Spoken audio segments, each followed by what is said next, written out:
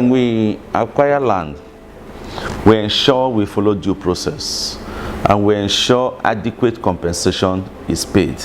The essence of compensation is to replenish that which the community or individual may have lost in the process of relinquishing their land to government. And let me say it categorically clear that government does not take land from communities or individuals for personal use. Whatever land that is taken, if you check very well, it is for overriding public interest. What do I mean by that? It is for your interest, it is for my interest, it is for the would-be children or unborn children and what have you. So whatever land taking, we establish it because we have a common interest as cross areas. Nobody takes land for its personal use. So equally, when we take land and we establish a layout, which is one of our basic functions for us to establish a layout, providing land for people to build their houses or for corporate entities to build their offices. Whatever we give out must have been passed through due process. We cannot give individuals land such that there will be room for the community or an individual to come and maybe complain and the land will become encumbered. No, we don't do that. Once compensation is paid, the title is no longer that of the individual or the community, but that of the government, because we have followed due process.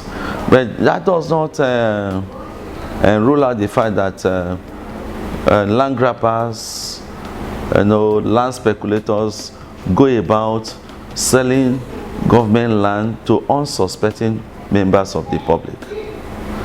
And when they sell such land, they sell out of greed of making money.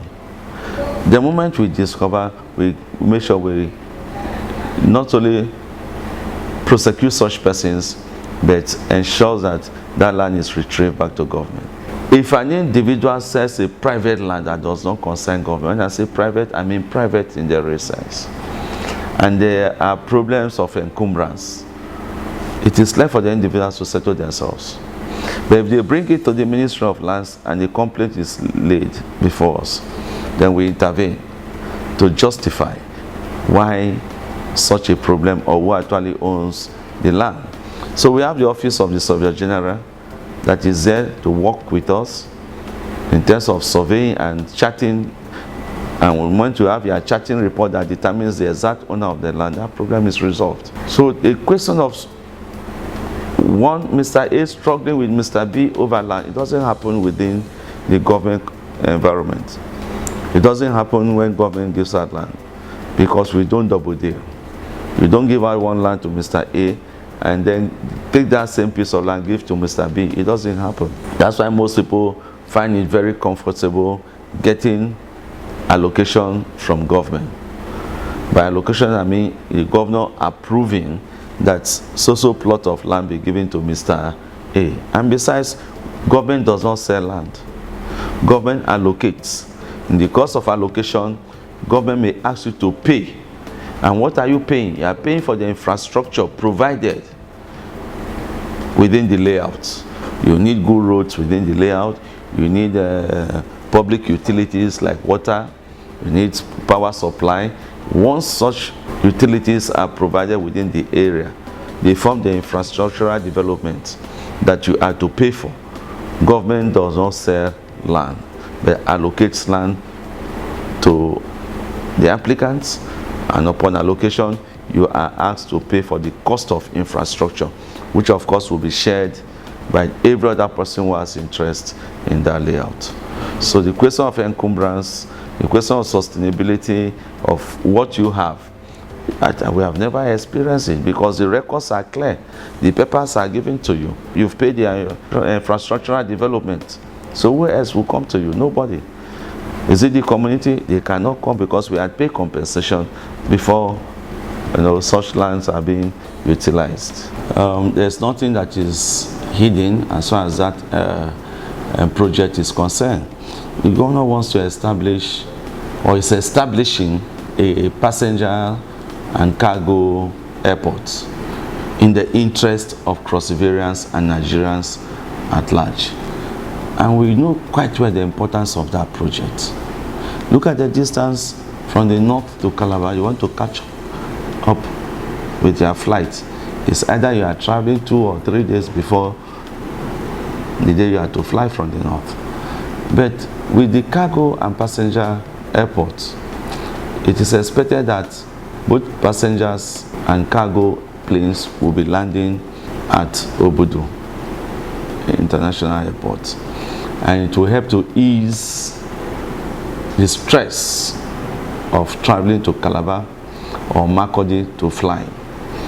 And the component of cargo will enable us as a state to easily transport our goods from Cross River State to other states, other countries, and the world over. Because the governor is looking at a situation whereby upon embarking on agricultural industrialization, and we have a large turnover of our farms that we have cultivated, these goods that we have produced from our farms, this produce, where are we taking them to? In large quantities, it means we have to export. How do you export? Do you go hiring aircraft to come and transport these goods to other countries? Now we have a cargo airport. It's expected that flights will come in from outside to pick some of these products and take to other countries. A clear example is the ongoing potato cultivation that is coming up in the northern part of the state. We have also the cultivation of organic flour that will be used in the production of perfume and what have you. And these flowers are mostly needed in the western part of the world. If you go to countries like Holland and France, they value flowers a lot. Apart from giving flowers as a gift, which they cherish, expressing love, expressing kindness, right?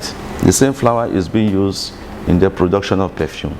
And by our Obudu Cattle Ranch here is a fertile area for the cultivation of flowers, given the kind of weather and the kind of soil fertility that we have there. So if we produce these flowers on a large scale, and the airport is there for us to transport these flowers to Holland, you discover that Cross River State will be making a lot of money from the exportation of flowers. That is the essence of calling that airport a cargo airport, because it will carry goods to other countries. It also accommodates passengers planes that will bring passengers from Calabar or from other states like Enugu, Makurdi, and whatever. So there's a catchment area that will have a lot of patronage. So the thinking is a good one, and the period this project is coming out is the best period, very, very apt. And all I will say, Cross-Riverians, is to support the governor and see how this project can come to reality. We had followed all due process. We did proper acquisition, compensation adequately paid. I processed it here. Over 500 million naira was paid, and later we discovered that there were areas that people complained that they were not captured. Some perhaps their property or farmlands were undervalued, and the governor, in his humane nature, went back and still settled all those complaints. If you knew the governor very well, it's not a man that can even hurt a fly. You need to know the governor called Governor Ben Ayade. He's very humane, kind-hearted. He can't hurt a fly. People may have agitated that they've not been taken care of adequately, and such complaints were directed to my ministry. We processed them, and they were paid.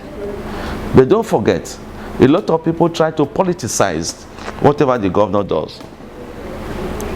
Even if the governor turns Cross River State into a city of gold, they will still have pockets of people criticizing, why must he turn Cross River State to gold? Are you understanding me? They are there. And when you listen to such people, you don't expect them to say anything good about the government. They will definitely peddle negative stories. But the good things that he does, they will never spread such news. But every little thing that they perceive to be negative, they will make sure it goes beyond the shores of Cross River State. So we don't listen to such persons. We don't get distracted. Ben Ayade is focused. And if you watch the way he's going, systematically, and by God's grace, he's actualizing his dream. Already the industries are operational. Last December, all the chicken I ate in my house for Christmas came from Kalachika. As I speak, the Indomie noodles is being operational.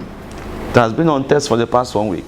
The rice processing industry, 100% completion. Just waiting for commissioning. The cocoa processing industry in Ikon, ready for commissioning. The toothpick industry in Yaka, since 2 years ago, has been operational. And we have cross variants working there, earning salaries. We have also the maize processing factory coming up in Obudu. The tiles and roofing factory is there in Bekwara, coming up. Every local government, a project. And this is a man who receives a very meager allocation from the federal government compared with other states.